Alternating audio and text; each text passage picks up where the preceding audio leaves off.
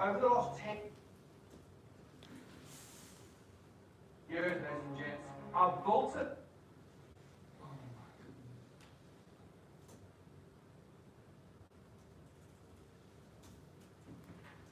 I think I just got in. Yeah.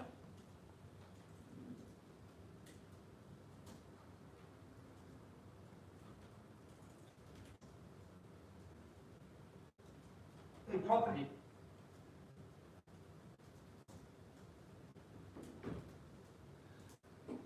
And I think we're live, ladies and gents, and welcome to this week, Thursday's Investor of the Year judging, brought to you live from Tough Capital down in Rosebank.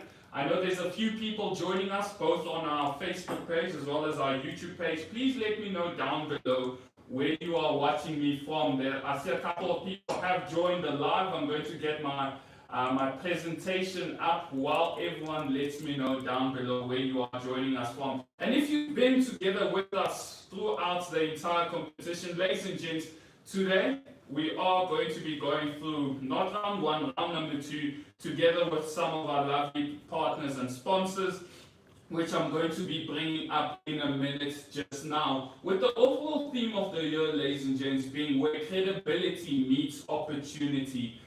For this year. For those of you that don't know who I am, ladies and gents, my name is Daniel Kazadi. For the purposes of this conversation, I will be one of your judges for the Investor of the Year. On a daily basis, I'm a property investor, property developer, focusing on affordable housing. And my journey in SAPN and with the Investor of the Year competition started, I think, in the year 2017 or 18, where Mr. Robin Booth was overall winner, and hearing his story of how he transformed his life, how an ordinary South African was going out in the world, doing some beautiful thing, was the inspiration I needed. And that led to our CEO, Mr. Andrew Walker, to create the Investor of the competition, where as the quote says, it celebrates South Africa's boldest property stories, because when your stories see opportunities follow. And that rings true to with all of our previous winners, like a Patricia Chitema, like Robin Booth, like Dana Gonzalez, like Karen Francis.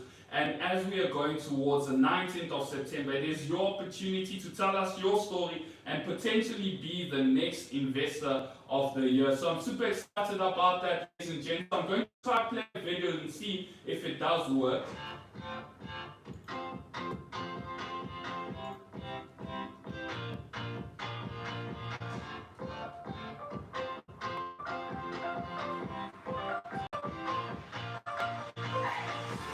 Hey, it's Andrew Walker here from the SA Property Investors Network, and we are the Investor of the Year 2024 of this beautiful venue, Shepstone Gardens. Now, I'm so excited about tonight because we have 18 finalists. Thank you to Absa Home Loans and all other partners for making this possible. Let's see who's going to win Investor of the Year. Good evening, everyone. My name is Percy. I'm excited to be here. I'm a finalist in the beginner category. Hello and good evening to all of you. My name is Patricia Chidema. I'm a property investor. Today I'm here as a finalist in two different categories, inner city and also big leagues. Hi guys, my name is Leonard Dos Santos. For Investor of the Year, I've been entered into the most innovative category. Hi everybody, my name is Bruce, and I have entered for the most growth category at the Investor of the Year Award 2024. My name is Rob T. Tekwa. I'm in the intermediate category, and I'm a finalist. Good evening, Hayley from Gladstone, and really excited to be here for Investor of the Year with SAPN. Excited to see all of the winners for this evening, and really proud to be a sponsor of this lovely event. Rosina from Tough and Rumastangi. I'm very excited to be here tonight as the Investor of the Year Awards.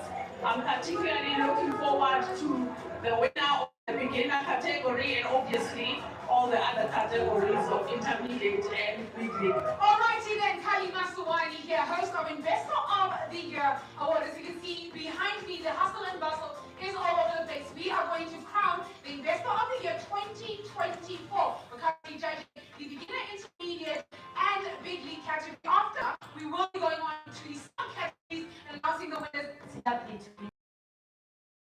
It was an absolute important. And I want to say congratulations to the team, but also congratulations to the investor of the year that has grown.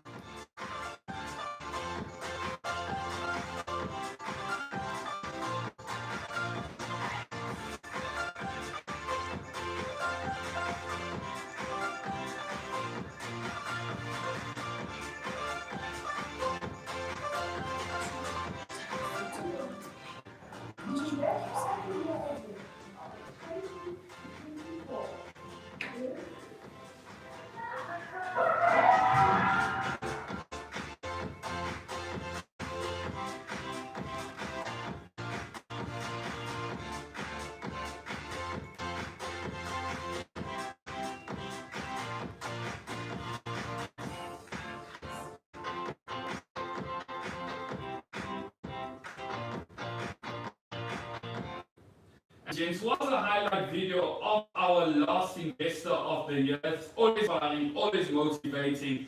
Mrs. Patricia Chitema won the Ultimate Prize, and seeing some of the beautiful things she's then done on ladies and gents, we are going towards 2026 Investor of the Year, where there are going to be more opportunities for you all to actually win a prize, with the three main categories being the beginner, intermediate, and big league category.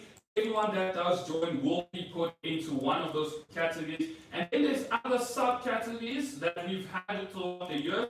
But I'm most excited about the four new categories from renovation under pressure.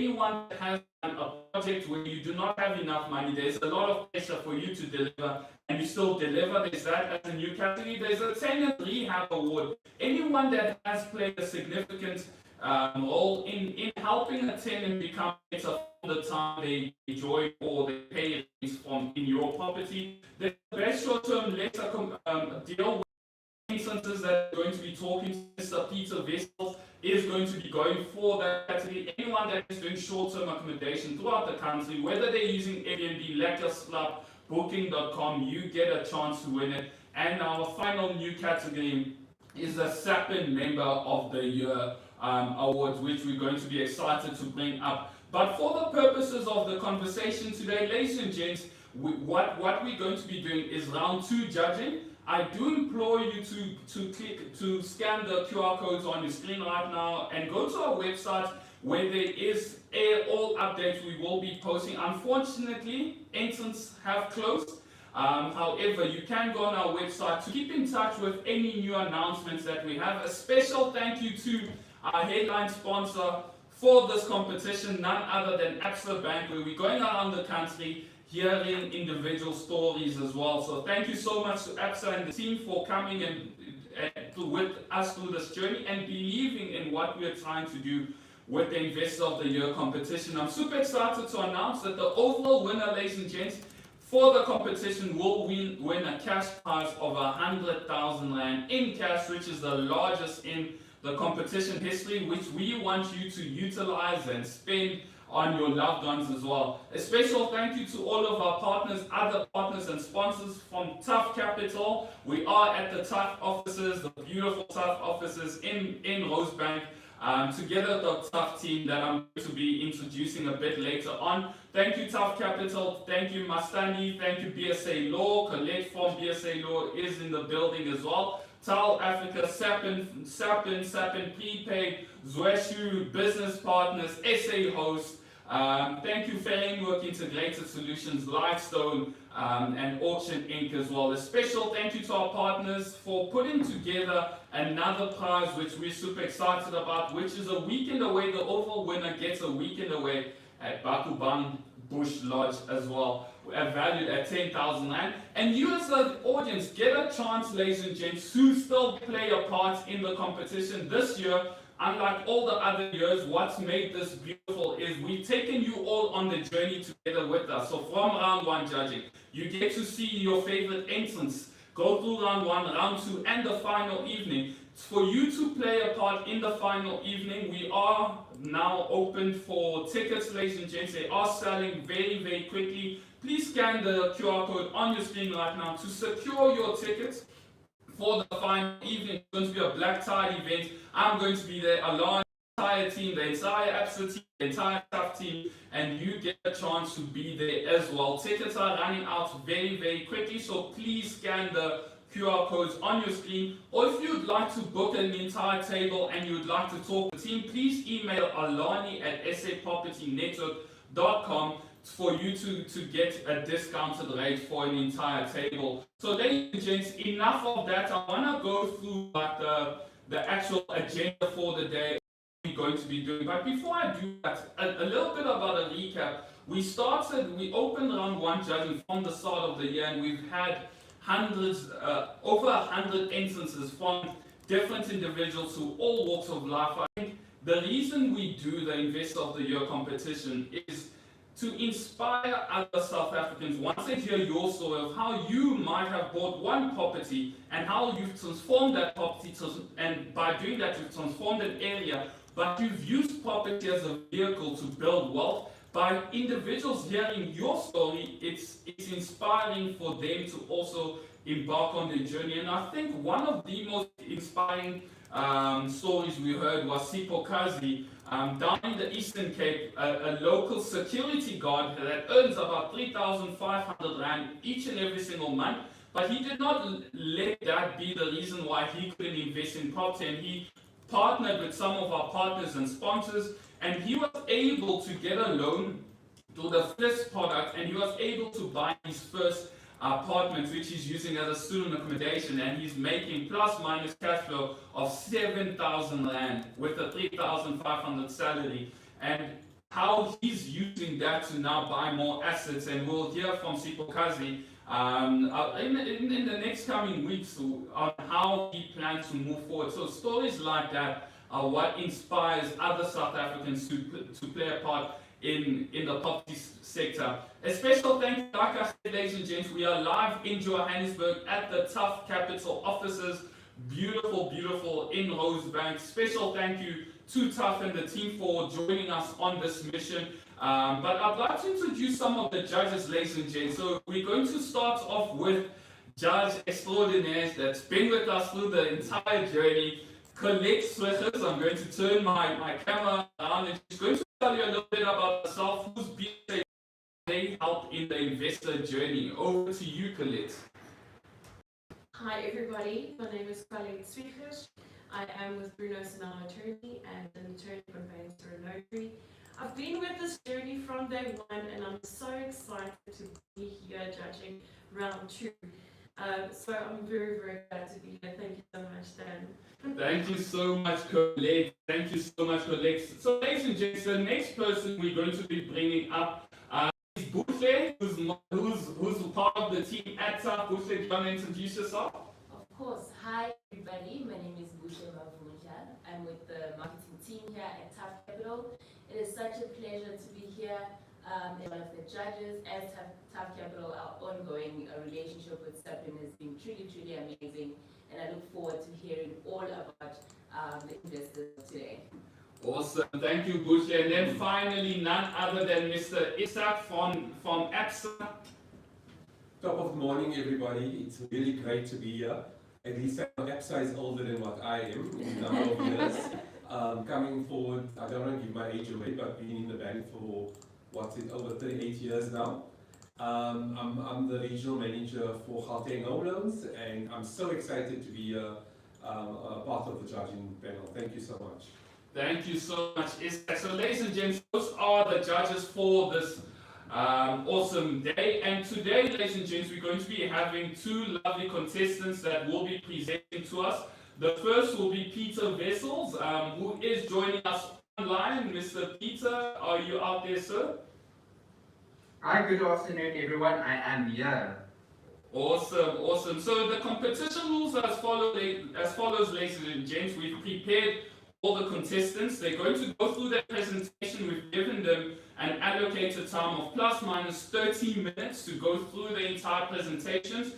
And then after 30 minutes, we're going to stop them. The judges are going to ask questions as well. And you, in your homes, ladies and gents, are also able to ask as many questions as you can. And I'm going to pose it to Peter. But Peter, I think your time starts now. When you need us to go through to the next slide, you can just say next.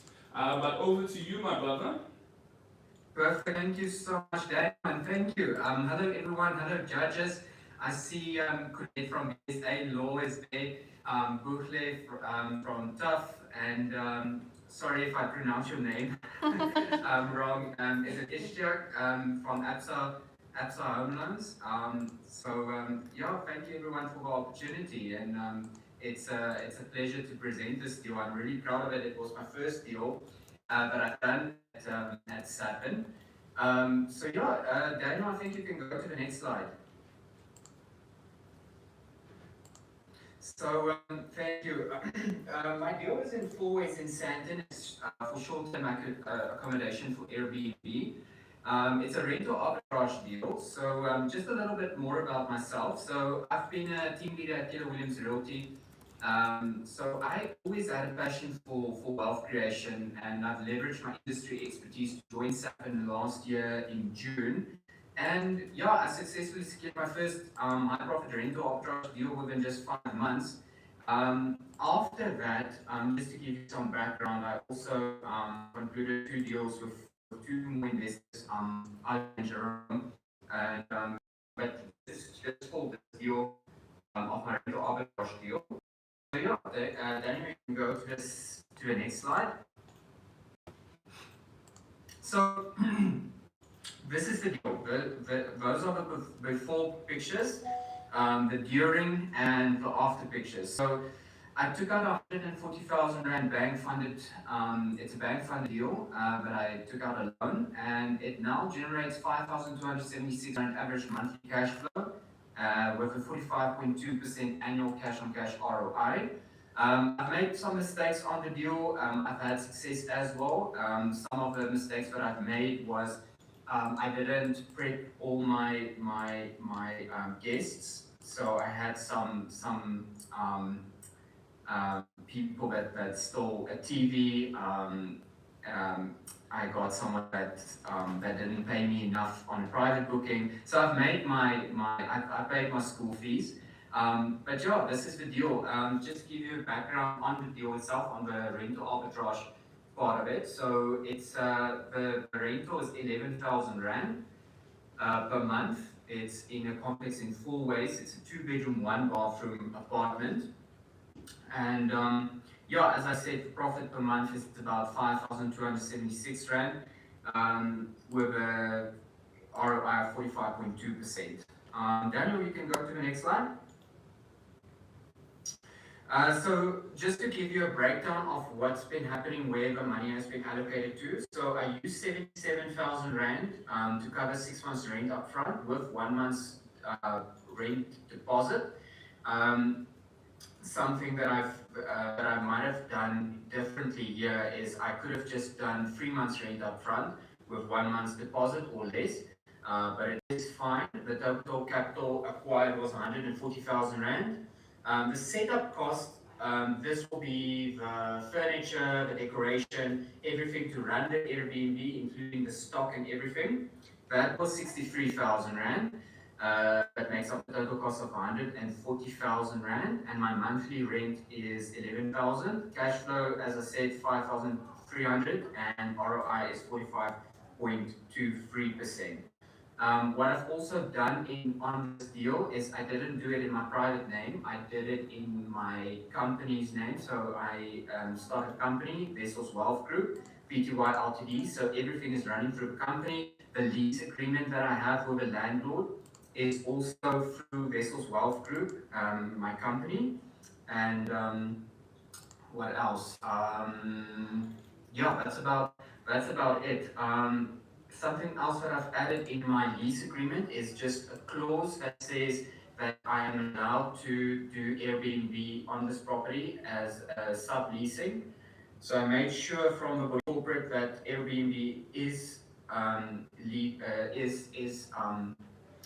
allowed in complex, and I've made sure that the landlord is also up to date with what I've been doing. So yeah, that's that. You can go to the next one, Daniel. So yeah, that is my deal. I keep it short and sweet. It's a normal rental arbitrage deal. It was for me a big one. Just to give you some background on where I started. When I started, I had little bit of affordability in my name, so that was the last money that I used on the deal to secure it and everything. And then through networking at SAPN, I concluded the next deals that I did that's not entered into this competition. So yeah, I think I did it a little bit on the riskier side of things, but it's been paying off and I'm really happy about it. So yeah, that is me, everyone. I think I've said everything that I needed to.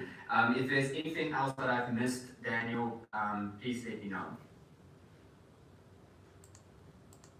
Now, awesome. Thank you so much, Peter. So I'm going to now, we're going to go, I've got a few questions for you, my bro. Number one, congrats, eh? Remember the struggles when you were putting the entire deal together. So my first question for you, right? So if we go back to the numbers just quickly, how much are you generating on a month-to-month basis with Airbnb? So you've got the profit here. Your monthly rent is 11,000 Rand, plus I'm guessing the bank loan that you repay each and every single month. What's your monthly income? My monthly income is about, it depends on month to month. Just to give you a breakdown, Daniel, for December, my total income was 32,845. January, it was about 31,000. February, 26. March, 13.5. April, 15.5. May, 16. June, 14.5. And July, 18.5. Okay, so yeah. Yeah, so the winter months was my biggest struggle to navigate that, but it wasn't too bad. I made a little bit of profit for the winter months, except in March where I got swindled out of 5,000 Rand from a guest that didn't pay in a direct booking. Yeah, no shame.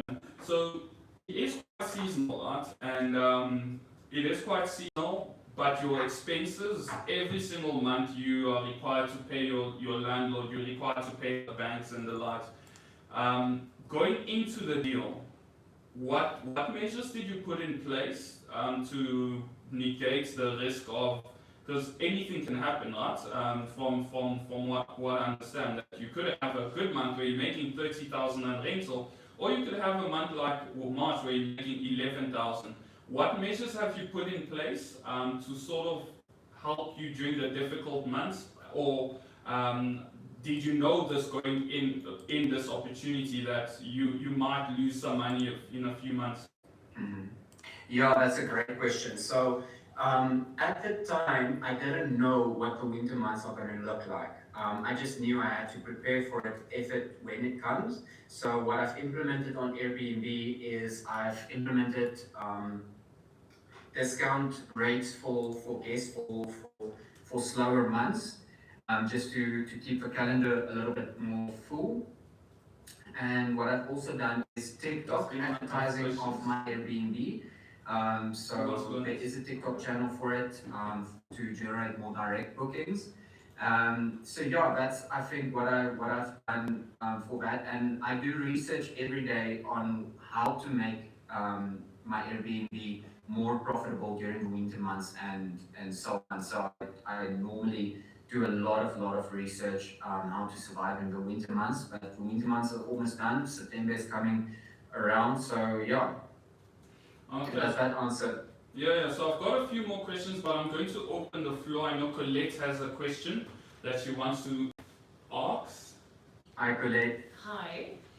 Just a quick question. In respect of your due diligence that you've done on the property, did you, did your research, if the complex allows short accommodation, is there any restrictions, and what is the, how's your neighbors in respect of, noisy neighbors? If you can just answer that to me. Of course. So in respect of the neighbors, like to give you an idea, the complex is extremely strict on noise and things, but they have a big Airbnb group in the complex as well. So Airbnb is a very big drive for the complex as well. So they understand when it comes to the Airbnb hosts to be really firm on the host in regards of noise and things like that. I haven't had any complaints from the neighbors, but I do get sometimes complaints from the complex itself, because we do walkarounds in the complex as well. And then sometimes I do get a 500 Rand penalty for noise disturbance, which I then put onto my guest for them to pay as well. And what I do to ensure that they pay that, I send that in my first message when they inquire on the property on Airbnb, that there is a 500 Rand penalty for noise, breakage, or anything stolen. Okay. Okay, I think Buhle has a question, then we'll come back to Colette. Hi, Peter. Thanks for that. Hi, Buhle. Really straightforward and clear. You mentioned earlier, unfortunately, that you got swindled by a client who didn't pay, or the 5,000 Rand that you lost. So since then, have you sort of like put up any measures in place? I know you're obviously dealing with Airbnb, but are there any measures in place to sort of like kind of make sure that doesn't happen again, you don't lose any more money, any action that's been done since then? Yeah, definitely. So what I've done since then, I ask every guest that inquires on my property for a copy of ID and proof of residence, and I say my message, it is because the complex is very, very strict on hosts to get the information from guests as well, and I've had no problems ever since. I did pick up one guest that sent me a falsified ID, but then I just stopped them from entering the property, and I take it up with Airbnb because of the ID being fake and all. But since then, I've had much less problems with things like that, because I just started. I didn't know that you can actually ask for a copy of ID and proof of residence and all those things. So yeah, that's how I stopped that problem. So this is the only incident, fortunately enough? Yes. The other incident that I had booked was my TV got stolen on my second booking, but that booking was through Booking.com, and I've stopped Booking.com completely since then. So I'm just running through Airbnb and like a slog. Okay. And Airbnb does not reimburse you in cases where clients swindle you, for example. They don't take any sort of like responsibility, maybe like offer you like a 50% refund or anything of the sort? Yeah, so they do for properties on Airbnb come with their cover, which they cover you for $1 million in damages, something like that in similar cases.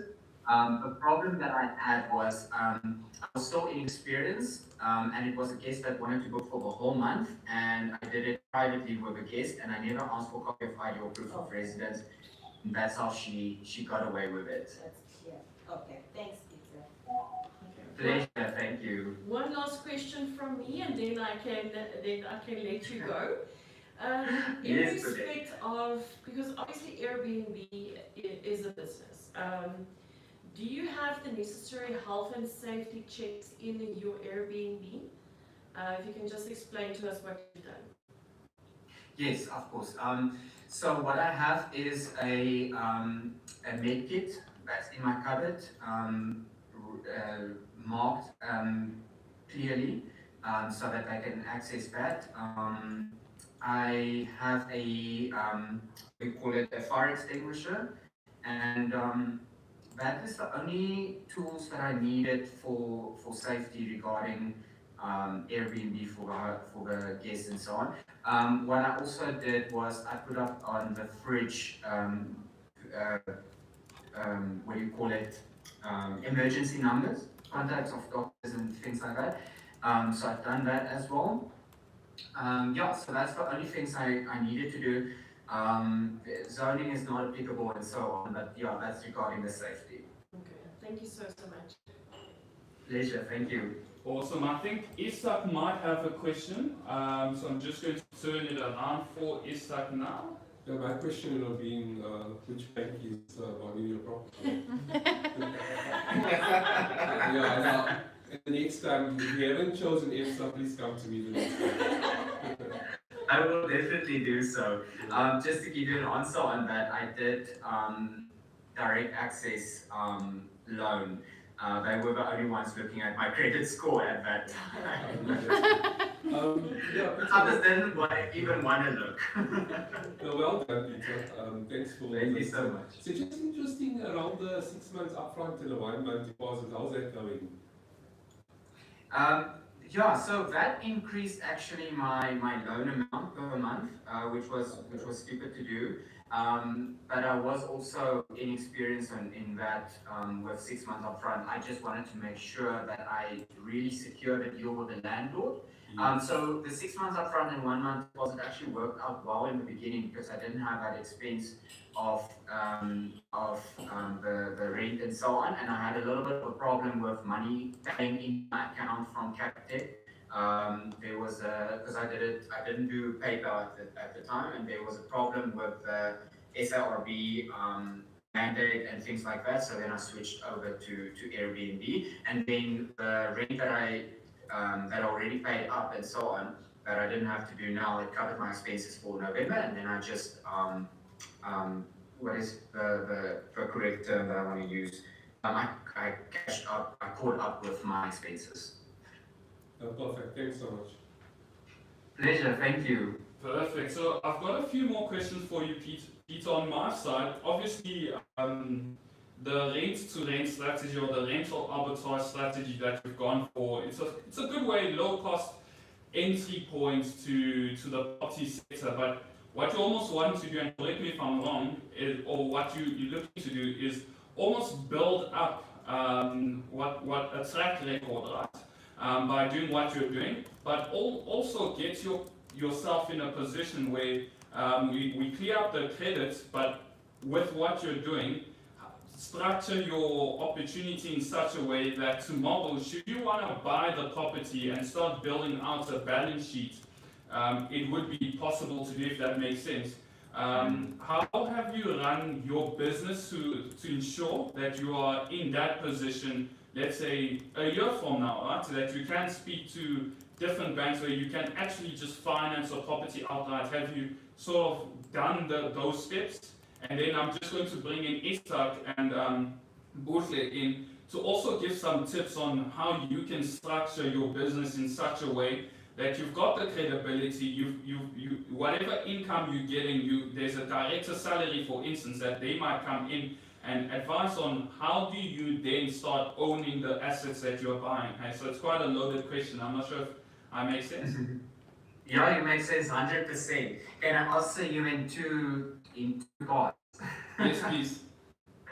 Okay, so the first part, because I do rental arbitrage, it's a good way for you to have a great exit strategy. If this deal doesn't work out, I lose my 1 month's deposit, and maybe if I like I did my 12-month lease, I do my 12 months on Airbnb, and then just move out of it, sell my furniture and get out. That's why I don't want to buy any rental arbitrage properties that's in complexes, because a complex can always come back and say, we're not doing Airbnb anymore.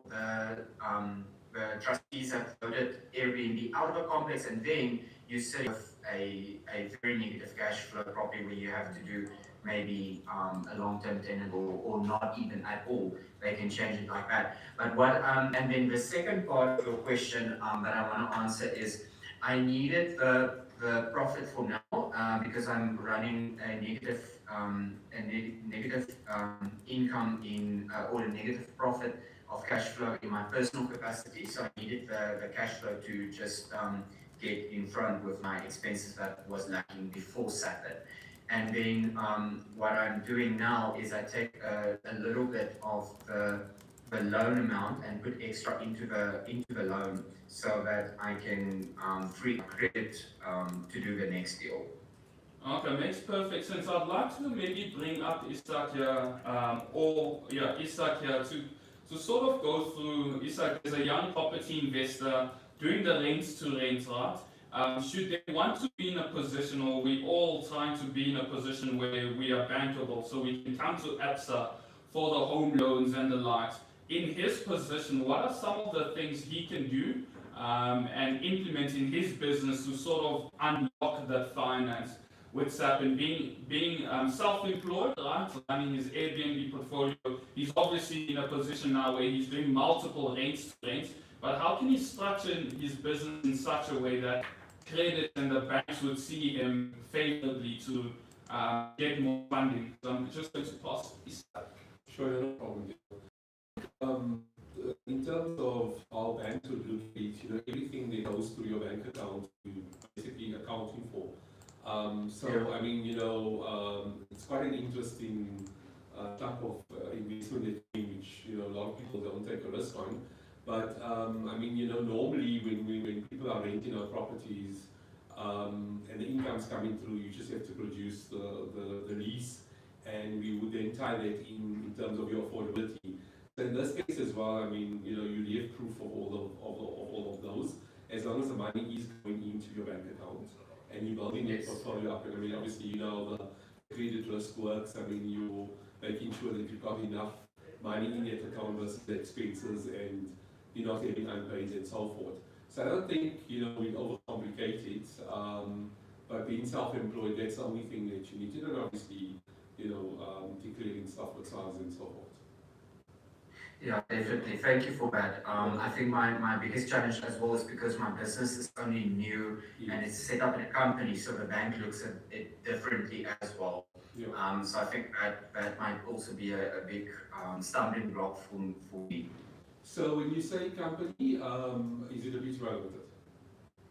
It's a BTY Limited, yes. Yeah, and then obviously you have to produce financials. So, but again, I mean, if you just started, we always look at management accounts and all those type of things. So yeah. No, that's awesome. Thank you so much. I appreciate the feedback. That's really valuable. Thank you. No, awesome. And I think my last question for you is, I mean, you've got a lease agreement. You pay rental of 11,000. On certain months, you're making 32,000. Why wouldn't the landlord do this on himself, right? It sounds so much better for them to do it themselves rather than let you make almost 3 times the rental amount. Eh? Exactly. So that was something that I thought about before doing this deal.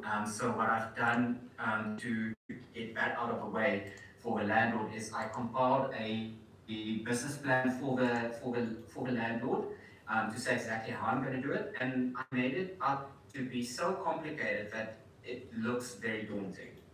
That he's not going to have time to do it. Yeah. I'm going to have time to do it. And there's so much things that can go wrong in it. So that's a conversation I had with the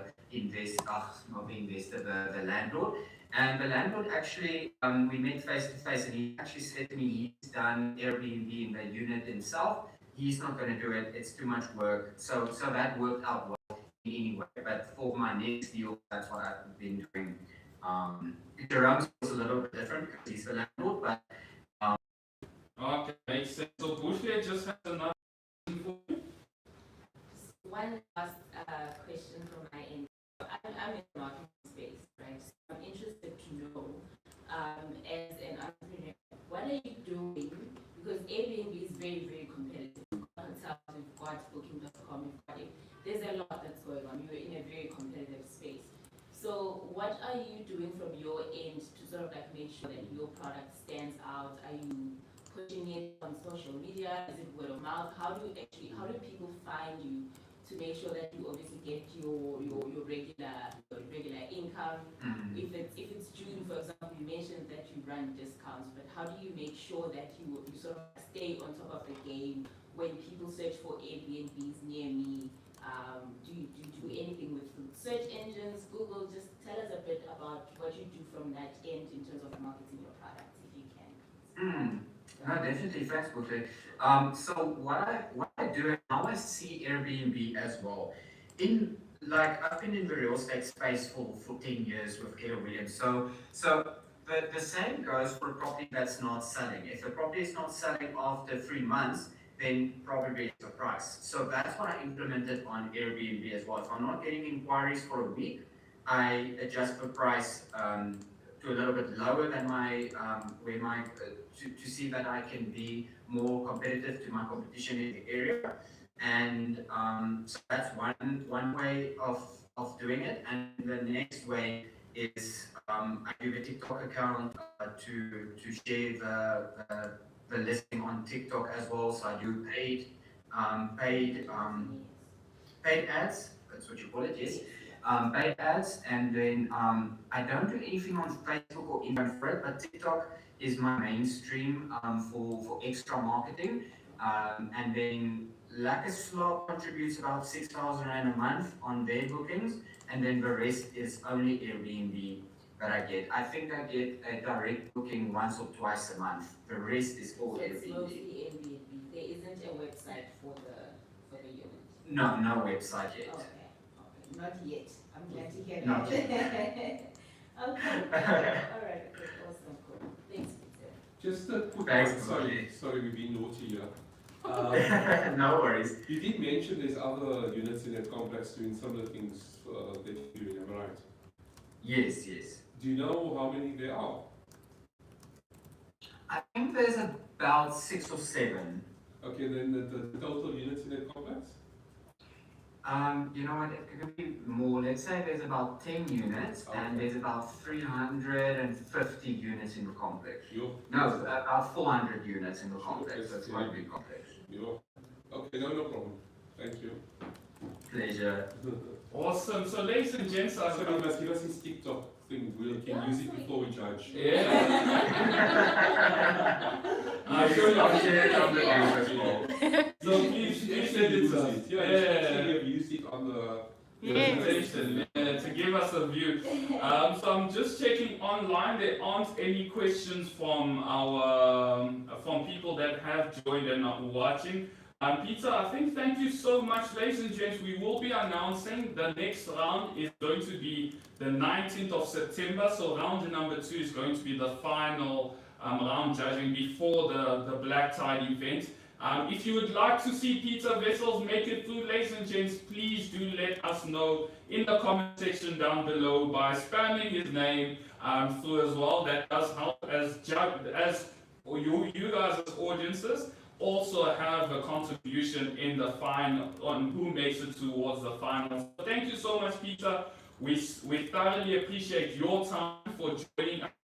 Our next contestant, ladies and gents, is going to be Mr. Jacques Coetzee, developer. He is coming to the office and in Tough. It's going to be in person, but we're going to drop the stream where we are right now, and then we're going to start another live as soon as Jacques gets here. Thank you so much for joining us on part number 1. See you in the next few minutes as soon as Jacques gets here. Thank you so much, ladies and gents.